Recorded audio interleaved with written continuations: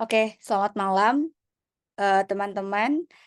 Kami dari kelompok 8 Bahasa Indonesia kelas DCBA akan mempresentasikan pengaruh penggunaan bahasa Indonesia yang efektif pada media sosial. Kami dari kelompok 8 ada 4 orang.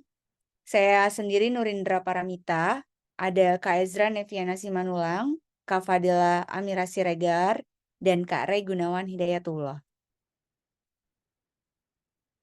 Pada presentasi kali ini akan ada 4 topik utama yang akan kami bahas, yaitu pendahuluan, metode penelitian, hasil pembahasan, dan kesimpulan. Pramudia Anantatur mengatakan, tanpa mempelajari bahasa sendiri pun orang tak akan mengenal bangsanya sendiri. Sehingga menurut saya, menurut kami juga kelompok 8, untuk mengenal bahasa Indonesia itu sangat penting. Karena, untuk mengenal bangsa itu kita juga harus mengenal bahasanya itu sendiri.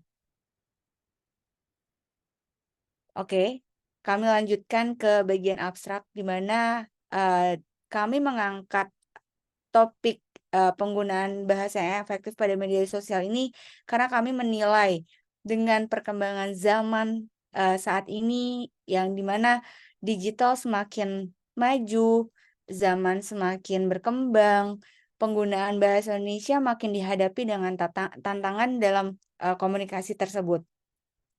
Yang sangat dapat dilihat adalah penggunaan singkatan, akronim, ejaan yang tidak baku di media sosial itu sendiri, sehingga mengakibatkan message yang disampaikan menjadi banyak arti yang dihasilkan. Kata kunci pada penelitian kami ini adalah pengaruh perkembangan zaman, media sosial, penggunaan bahasa Indonesia yang efektif, dan dampak sosial. Untuk bagian pendahuluan akan disampaikan oleh Kak Rey. Untuk Kak Rey dipersilakan. Baik, terima kasih Mbak Mita. Berikut adalah pendahuluan dari karya ilmiah yang kami susun. Kenapa kami mengambil judul Bahasa Indonesia yang Efektif di Media Sosial ini? Karena dalam era perkembangan teknologi kali ini, komunikasi sudah mengalami transformasi yang signifikan, terutama di media sosial. Karena saat ini sudah banyak sekali media sosial seperti Facebook, Instagram, dan Twitter yang memungkinkan kita berinteraksi, berbagi, dan bekerja sama dalam bentuk virtual. Tapi selain itu penggunaan media sosial ini, harus kita perhatikan penggunaan bahasa Indonesianya.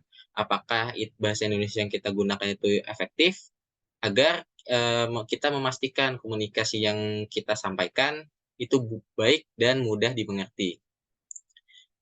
Yang selanjutnya adalah, metode penelitian yang kami akan gunakan di dalam jurnal ilmiah kali ini. Pada jurnal ilmiah ini, kami penulis akan melakukan penelitian lebih lanjut dengan menggunakan metode kualitatif.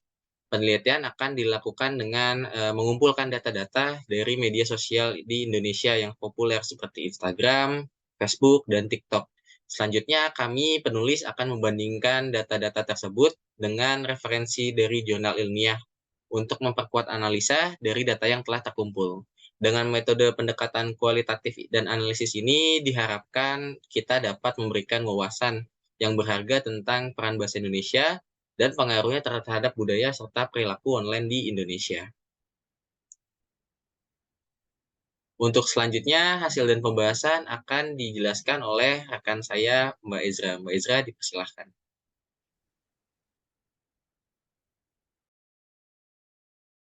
Terima kasih, Kares. Saya akan menjelaskan hasil dan pembahasan. Pada penelitian kelompok 8, kami melakukan penelitian secara kualitatif dengan mengungkapkan bahwa penggunaan bahasa Indonesia yang tidak baku, singkatan dan akronim yang sering digunakan di media sosial dapat berdampak signifikan pada pemahaman pesan yang disampaikan. Hal ini mengakibatkan hilangnya kejelasan dalam komunikasi antar pengguna. Setelah itu, penggunaan ejaan yang tidak sesuai standar atau tidak baku juga memiliki konsekuensi yang serupa, mengganggu pemahaman pesan, dan kemampuan berkomunikasi yang baik. Penyalahgunaan bahasa ini dapat membatasi kemampuan untuk berkomunikasi secara efektif. Beragam kelompok mengakibatkan potensi kesalahpahaman dan ketidaknyamanan dalam interaksi sosial di media sosial. Dalam konteks penggunaan bahasa Indonesia yang efektif di media sosial, pemahaman terhadap konteks budaya sosial juga memiliki peran yang krusial. Ketidakpahaman terhadap konteks budaya dan sosial tertentu dapat mengakibatkan komunikasi yang tidak sensitif atau bahkan menghina, merusak hubungan positif dalam lingkungan digital yang beragam. Oleh karena itu, penting untuk mempertimbangkan penggunaan bahasa Indonesia yang benar dan efektif dalam konteks media sosial untuk memastikan bahwa pesan yang kita sampaikan kepada orang lain jelas diterima dengan baik. Kemudian ini hasil dari penelitian dari kelompok 8, yaitu komentar dalam media sosial Instagram dan Facebook. Bentuk baku bahasa Indonesia tidak digunakan dalam mengetik komentar pada gambar di atas. Terlihat pada tulisan aku yang dalam bahasa yang benar, yaitu aku. Tanpa kita sadari, banyak yang menggunakan bahasa seperti ini sehingga tidak efektif. Penggunaan bahasa yang efektif dapat mewujudkan fungsi bahasa Indonesia, yaitu sebagai alat komunikasi antara anggota masyarakat. Bahasa merupakan cara yang efektif untuk menyampaikan pikiran, maksud, dan tujuan kepada lawan bicara. Fungsi tersebut digunakan dalam berbagai lingkungan, tingkatan, kepentingan yang beragam, misalnya dalam komunikasi ilmiah, komunikasi bisnis, komunikasi kerja, komunikasi sosial, komunikasi budaya, terkhususnya komunikasi dalam media sosial. Selanjutnya, kesimpulan akan disampaikan oleh Kak Fadela. Baik, terima kasih Kak Ezra. Selanjutnya, kesimpulan berdasarkan penelitian yang telah kami lakukan, ada beberapa kesimpulan yang dapat disimpulkan, yaitu yang pertama, pengaruh bahasa Indonesia di media sosial. Berdasarkan hasil penelitian, mengungkapkan bahwa penggunaan bahasa Indonesia yang tidak baku, singkatan, dan juga akronim sering digunakan di media sosial dapat mempengaruhi pemahaman pesan yang disampaikan. Selanjutnya, penggunaan singkatan yang berlebihan sering digunakan untuk menghemat karakter dan waktu, namun dapat berdampak negatif dengan menyebabkan kebingungan dan juga kesulitan dalam memahami pesan. Selanjutnya, pengaruh bahasa Indonesia efektif lingkup budaya dan sosial di media sosial, yaitu menghormati perbedaan budaya dan sosial. Yang pertama, komunikasi yang sensitif. Penggunaan bahasa yang tidak memahami konteks budaya dan sosial tertentu dapat menghasilkan komunikasi yang sensitif. Hal ini dapat merugikan hubungan dengan pihak lain. Yang kedua, respek terhadap perbedaan budaya. Yang ketiga, menghindari komunikasi yang menghina. Maka dapat disimpulkan bahasa Indonesia efektif di media sosial itu yang pertama, pesan dapat tersampaikan dengan jelas. Yang kedua, mendorong komunikasi yang positif. Dan yang ketiga, meningkatkan kualitas interaksi. Sekian untuk kesimpulan, saya kembalikan kepada Kak Mita. Terima kasih.